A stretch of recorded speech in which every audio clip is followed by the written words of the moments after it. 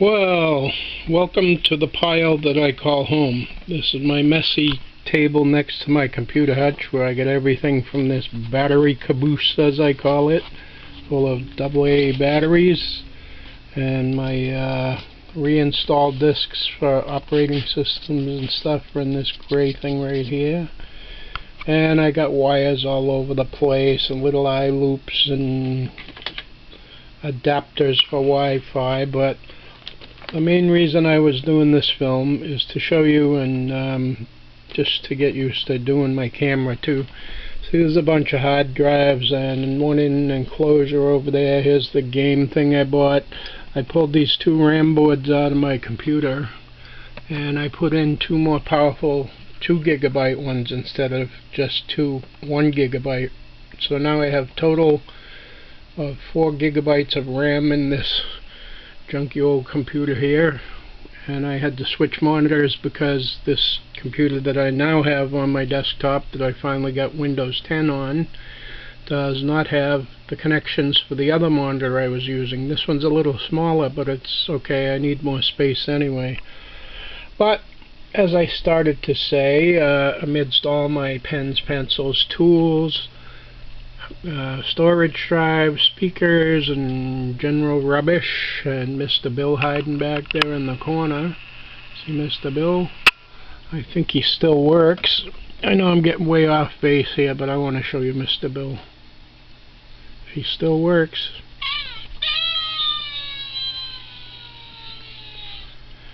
Did you hear him? You squeeze him in the right place, in the gut, somewhere,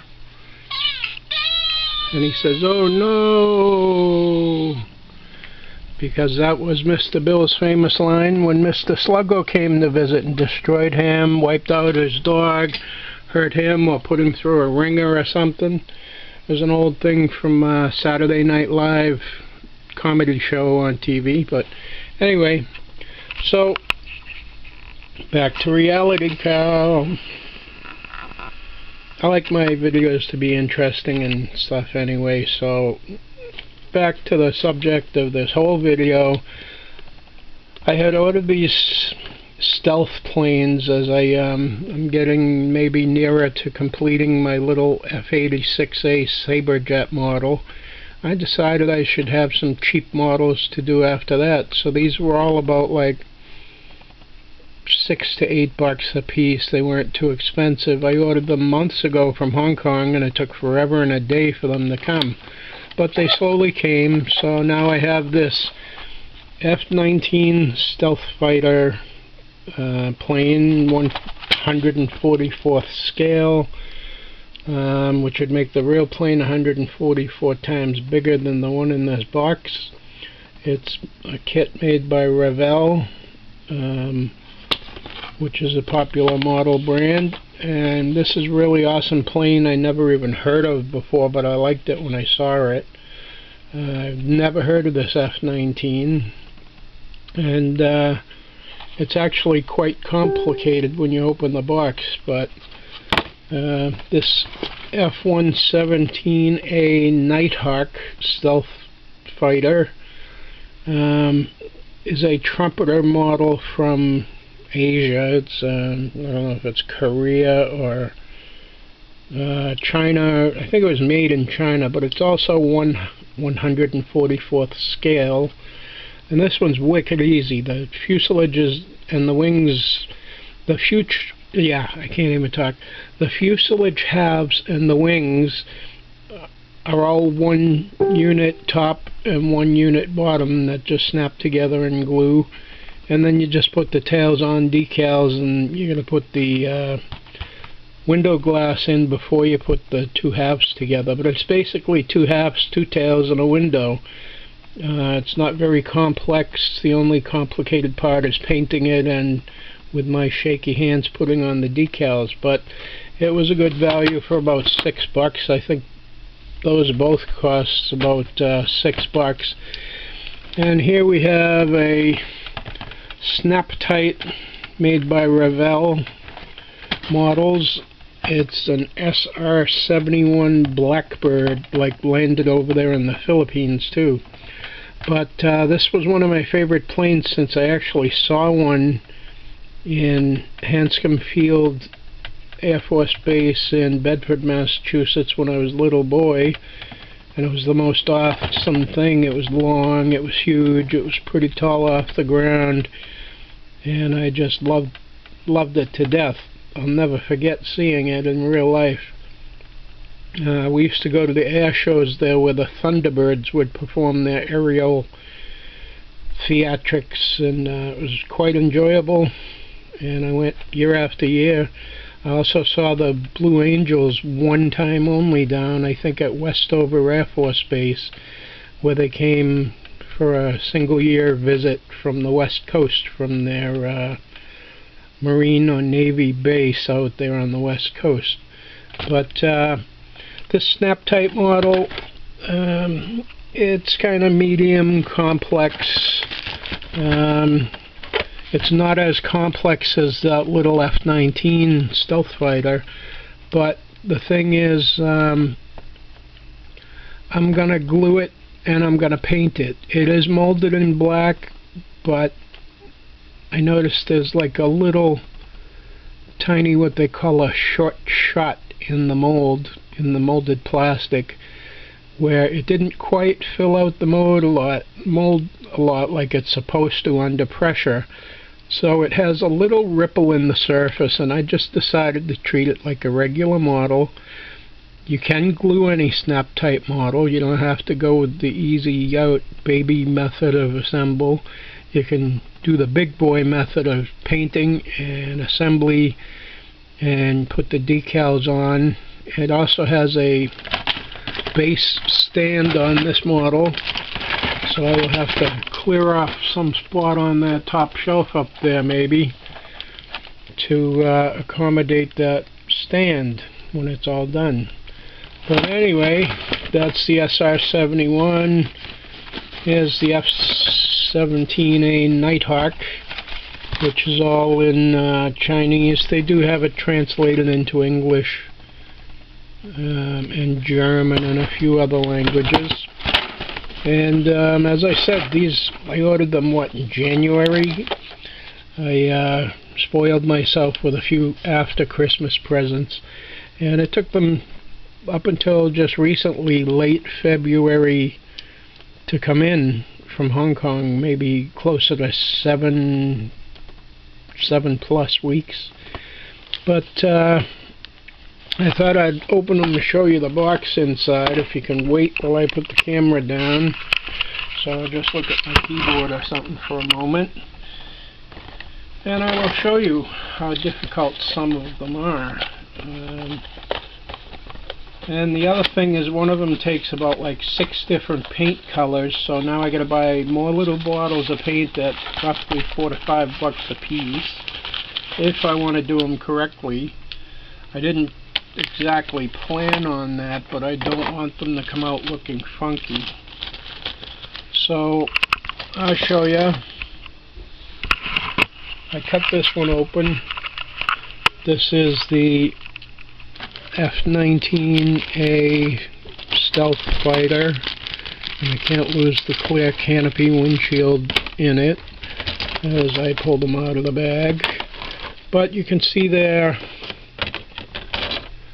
the main body. This is the underbody part that goes in it. It's got some tail fins and all that. It's got the missiles or whatever down here, and some more missiles. Oh no, there's the missiles. There's 4 missiles there. So what is this? More missiles? Oh no, that's some kind of stuff that goes in these sections on the bottom. And I don't know what these long things are. Maybe they go in there or something, I forget. But the windshield cockpit canopy, I mean, goes here. And you know, it's kind of delicate. It's such a small aircraft. It's let me see here if I can stop fumbling with it and knocking it around. It's about as long as my middle finger. See, yeah, it's about as long as my middle finger, and it's about up to my second knuckle wide on that middle finger, so it's kind of a small craft. It'll fit like right here in the palm of my hand, right just in the palm section without the fingers and thumbs when it's done. Let me set you back down again, people. And I'm going to put this back in the bag and back in the box, and then I will show you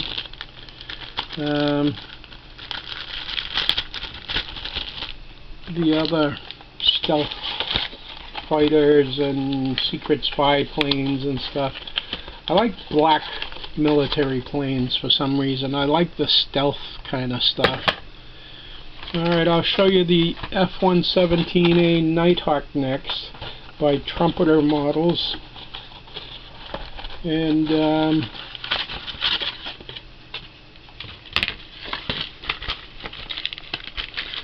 this is about as complicated as the other model. I didn't cut into the baggie yet. You can see here it has, let's see, okay, it's already zoomed way out, way in, not way out. Okay, so you can see the two main parts of the wing and fuselage assemblies. There's one and the other's on the sprue runner. They call this the mold sprue, is all the channel stuff going around the little piece parts of the model, or parts of the model. We call them piece parts in the manufacturing end of things before they are released to finished goods stock inventory, and then they call them parts when they distribute them from a storeroom. So I'm kind of stuck on that machinist and inspector technology. But that's a pretty cool looking plane. I don't like it that gray that it's in, and it's got a little tiny ladder there that's supposed to be painted like a metallic silver, which I already got that other paint for the other model. And I did get some flat black paint to paint all of these models somewhat, but there are some little details that need gloss black and flat white and flat black paints, so I'm going to buy the little bottles. And this is the instruction sheet for it. This is basically showing you the decal locations on the back here. Like you can see, can you see it? Maybe I'll zoom in for you, then you'll see it better. No, maybe, do I need macro? Will it even focus in macro? No, not with the zoom. I can't really zoom too well. Maybe I'll just go up like this closer. But you can see, like, here's a little Air Force circle and stripe type of a wing, or you know, the Air Force medallion logo, kind of like stars and stripes type of thing. And it shows you where to put them on each side. Here's the other side, and that's the first side, and it tells you where to put it for decal. This here is the actual thing, and it tells you in English and Chinese about the colors to paint it, and it gives you little X's and XF1, XF2, XF62, X1, AS14 and AS12 colors according to the color chart. And then it talks about decal application here, and tells you to cut them off and blah blah blah blah blah, put water on them and slide them in place. And these just, it's a textless instruction sheet that shows you start shaking. See, the problem is I gotta hold my camera with my good hand, but you can see there, yeah, let me get in, tilt it, there we go. You can see that it just shows you by those lines where everything goes. It's like, drop this in there, glue this in there, snap this together with some glue on it, and then go back and put these details on, like the wing the wheel struts and all that junk. And so anyway, you can basically see that it's all visual assembly instructions. There's no words to read. It's kind of universally understood that way. Like they say, a picture is worth 1,000 words. So now I'm going to show you the biggie, the big jumbo snap fit, snap tight SR-71 Blackbird. This is the big black beauty here. I got rid of the overwrap. And I got all the pieces loose in the box. Let me put it on my neck so I won't drop the camera. But here are the fuselage halves. That's the underbelly, I think. So this would be the top. Yeah. I mean, this is how big it is. I mean, you can see how big it is. Here's my hand.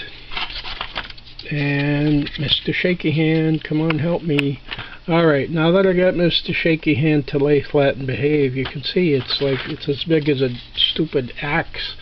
I mean, I could cut down trees with this sucker, you know what I mean? But anyway, that's the top. You can see all the detailing there and whatever. And, yeah, Mr. Shaky Hands won't hold it steady enough for you to see any details. Okay, but anyway, there's a long, thin fuselage that's the cockpit window area where I gotta glue the cockpit window in from the underside if I don't break the stupid model kit. And if Mr. Shaky Hand doesn't have to help do that, I think I'll just put it down on the counter or a bench or something, or a table, and I will glue it in while it's sitting on a table. But this is a biggie, and I'll show you the decals, because the decals on this baby are really cool. One thing I did not think they would do on a stealth plane is put all these fancy tiger teeth decals. Let me see. I'll show you a better view of the decals. Yeah, my messy computer hutch. I know. It's all I got. It's too crowded. Got no space. Too small a computer hutch for a guy like me that fixes and uses computers. But I do like that redhead bird thing and the lightning bolts and stuff. It's gonna look cool. I'm gonna put all that decorative stuff on it. You got the choice of the bats, the smiling tigers, the laughing, or are they hyenas? Maybe they're, I don't know, are they hyenas or tigers? You tell me. But I've always liked the shark's teeth and eye, but I love the redhead too, the redhead bird, like a, I don't know what kind of bird it is. It's not a woodpecker. He has a curved beak. A woodpecker has a straight beak, so he can peck wood. And there's like a marking thing on it that says 3+ on this diamond-shaped decal. And there's some like stripes and weird little dots and dashes and stuff. I've never really seen an SR-71 Blackbird with like bright color stuff on it, but I suppose they did have it.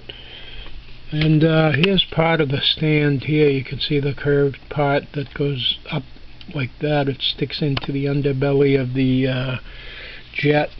And there's some little nose cone pieces down there, and there's some of these, I think, yeah, you saw some of the exhaust duct pieces like this one here.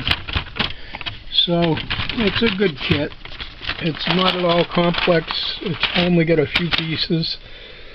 Mostly the windshield, the exhaust ducts, the stand, the tail pieces that stick up in the air, but it's not a complex kit at all.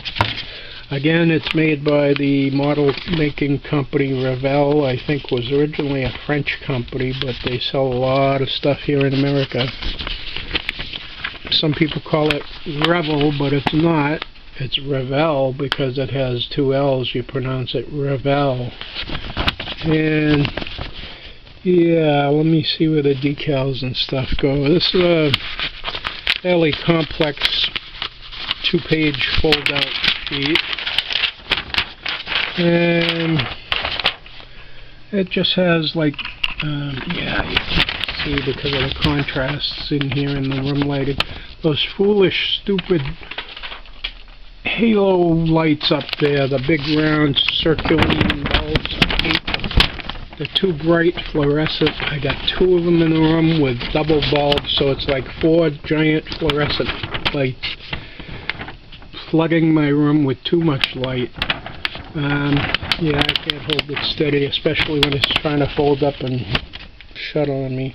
But there you can see, snap the 2 body halves together after you've put the windshield in, and then you put the front nose cones on. They are called diffuser cones. And then you start working on the, it says tertiary door ring. No, I think they don't mean door. I think they poorly translated it into English. Tertiary means kind of like third place, like secondary would be second place. It's the ordinal number for 3 is tertiary in its ordinal form. But anyway, I think they did not mean door. I think they meant port ring, because it's an exhaust port or an exhaust duct. And there is an outer ring that has a tab on it that gets adjusted there. See, it says the tab, and it says slot. So you see that little squarish slot and a squarish matching slotted piece there. Yeah, a little tab and a slot. So then you put this rear fuselage top half on, and then you put these exhaust nozzle, it says raised line on nozzle should face the top, so those have to be oriented in a particular way after putting on the tertiary port rings. And then it shows a raised line and blah blah blah. It shows that detail view. That's called the detail view, an enlarged detail. Okay, so step 6 is like put on the uprights for the tail rudders, or whatever you want to call them. So yeah, left vertical stabilizer. Yeah, because they're not actual rudders, I don't think, or are they? Well, maybe they are. But anyway, here's the fuselage bottom, and it shows putting the bottom fuselage part on there just to round out the ass end of the plane. And then on the back it shows you assembling the stand. And again, it's too bright in my room. There we go. If I angle it down, Mr. Shaky Hand. Hello, stop, Mr. Shaky Hand. Thank you. No, he ain't gonna stop. He doesn't want to cooperate today, folks. But you get the idea. Once in a while, I don't know why he straightened out, because I just moved a little bit and the nerves stopped freaking out. Ah, there he goes again. I don't know how to stop that. If they want to do brain surgery just to stop that, the hell with that. I already got enough prescriptions and doctors, and I don't need a brain specialist too. I will just live with Mr. Shaky Hand. Me and Mr. Shaky Hand have been together for 58 years now, going on 59. So then it shows again the placement of all the details and all that stuff, top, bottom, blah blah blah, all around. And that's it. That is my SR-71 Blackbird. I forgot that the decals were so colorful. And my F-117A Nighthawk, and my F-19 Stealth Fighter also. So that's about it, ladies and gentlemen. Bye-bye from Carl's Messy Room.